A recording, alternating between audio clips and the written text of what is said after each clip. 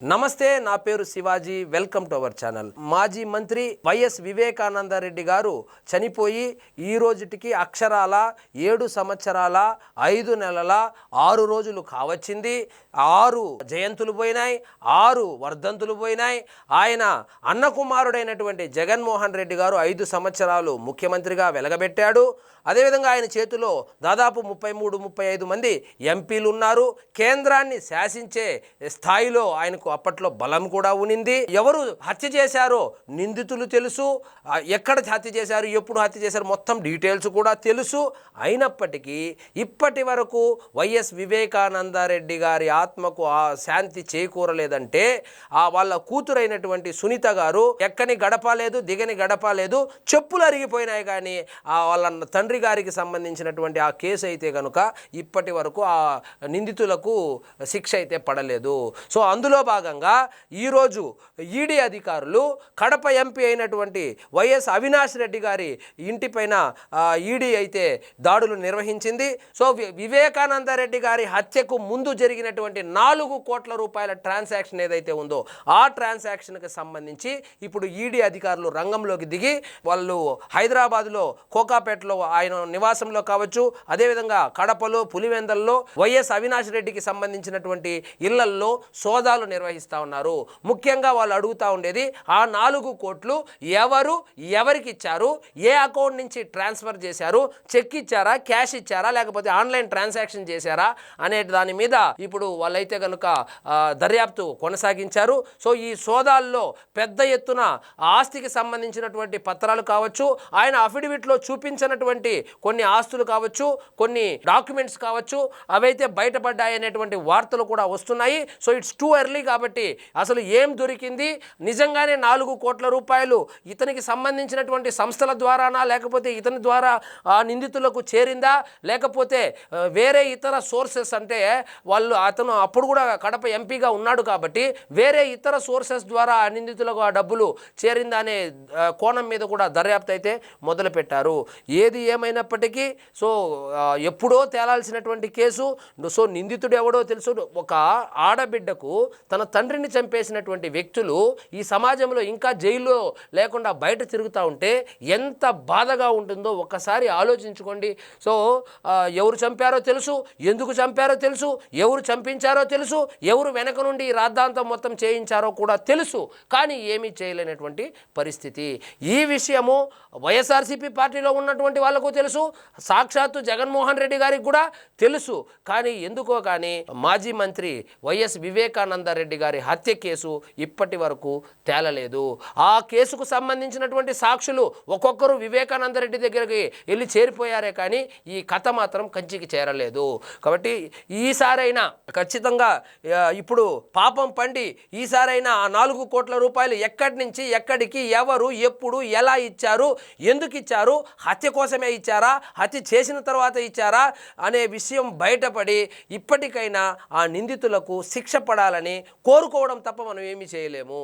So Vivekananda Reddy గారి కూతురు ఆమె ఒక యుద్ధమే చేస్తూ ఉంది, వ్యవస్థల మీద యుద్ధం చేస్తూ ఉంది, సొంత కుటుంబ సభ్యుల మీద యుద్ధం చేస్తూ ఉంది, తన కన్న తండ్రికి న్యాయం జరగాలని చెప్పి చెప్పులు అరిగిపోయేలాగా తిరుగుతూ ఉంది.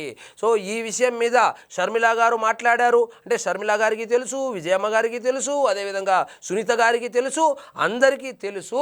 కానీ ఏమీ చేయలేనటువంటి పరిస్థితి. రాష్ట్రం మొత్తం తెలుసు దీని వెనక ఉన్నటువంటి కర్త, కర్మ, క్రియ ఎవరు చంపారు, ఎవరు చంపించారు, ఎవరు దాన్ని మరుసటి రోజు నారాసుర రక్త చరిత్ర అని చెప్పి పేపర్లో వేసి దాన్ని మొత్తం వ్యవహారాన్ని చంద్రబాబు నాయుడు గారి మీద ఏ విధంగా తోసేశారు, దాని తర్వాత ఏం జరిగింది అనేటువంటి విషయం, అసలు ఎందుకు చంపారనేటువంటి విషయం కూడా అందరికీ తెలిసినప్పటికీ కూడా మన న్యాయ వ్యవస్థలో ఉన్నటువంటి లూప్ హోల్స్ వాడుకొని ఆ నిందితులు కావచ్చు, అదేవిధంగా అధికార అండదండలతో ఆ సాక్ష్యాలను తారుమారు చేయడం కావచ్చు, సో కాలయాపన చేసి ఆ కేసును నీరుగారు చేసి ఇప్పుడు వచ్చి మొసలి కన్నీరు, చిన్నాన్న అలాంటోడు ఇలాంటోడు అని చెప్పి సొంత పేపర్లు, అంటే తన ఎంపీ సీట్ను అన్న కొడుకు కోసం త్యాగం చేసినటువంటి ఒక చిన్నాన్నను, చిన్నప్పుడు అల్లారి ముద్దుగా పెంచినటువంటి చిన్నాన్నను, అలాంటి చిన్నాన్నను ఎవరో చంపేస్తే, సరే వీళ్ళు చంపలేదనుకుందాం, ఎవరో చంపేస్తే సొంత ఇంట్లో సొంత ఊర్లో ఆయన పుట్టి పెరిగినటువంటి ఏరియాలో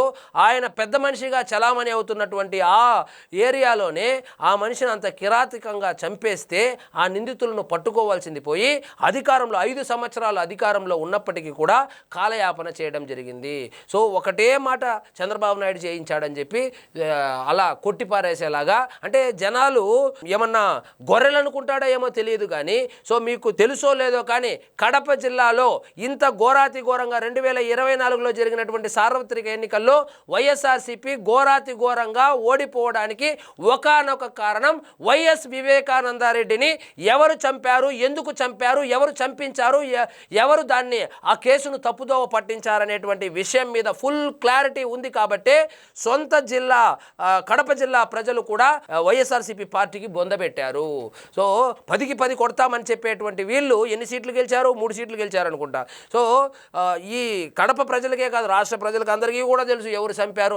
నిందితులే వచ్చి మేమే చంపామని చెబితే కూడా కనీసం వాళ్ళను శిక్షించాల్సింది పోయి వాళ్ళు బయట తిరుగుతూ ఉన్నారు, చంపినోళ్ళు బయట తిరుగుతూ ఉన్నారు, చంపించిన వాళ్ళు బయట తిరుగుతూ ఉన్నారు, కేసును నీరుగార్చేలాగా చేసిన వాళ్ళు బయట తిరుగుతూ ఉన్నారు. కాబట్టి సో ఈ కేసు కనుక తేలకపోతే క్రమంగా న్యాయ వ్యవస్థ మీద, భారతదేశ న్యాయ వ్యవస్థ మీద సామాన్యులు నమ్మకం కోల్పోయేటువంటి అవకాశం ఉంది. అంటే అధికారం ఉంటే ఎంతటి వాళ్ళనైనా చంపేయచ్చు.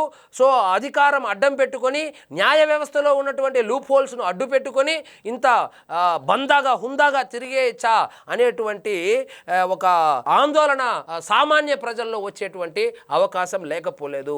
కాబట్టి ఈసారైనా మనం చేయగలిగేదేముంది? ఎందుకంటే అది కోర్టు పరిధిలో ఉన్నటువంటి విషయం కాబట్టి ఆ పేర్లు కానీ ఆ కేసుకు సంబంధించినటువంటి విషయాలు కానీ మనం ప్రస్తావించకూడదు.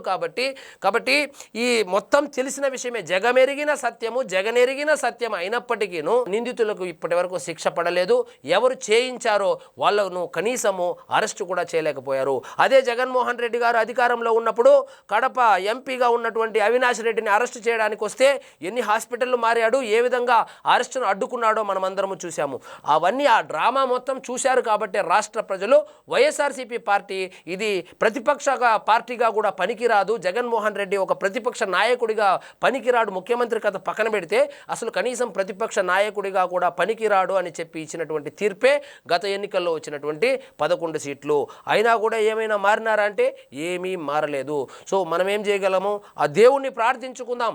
ఇప్పటికైనా వైఎస్ వివేకానందరెడ్డి ఆత్మకు శాంతి చేకూరాలి, ఆ నిందితులకు శిక్ష పడాలి, ఆ బాధితురాలైనటువంటి సునీత గారికి న్యాయం జరగాలని కోరుకుందాం. సో ఇదండి ఈరోజు మన టాపిక్. మీకు ఈ వీడియో నచ్చినట్లయితే లైక్ చేయండి, షేర్ చేయండి, ఛానల్ మాత్రం సబ్స్క్రైబ్ చేసుకోవడం మర్చిపోవద్దు.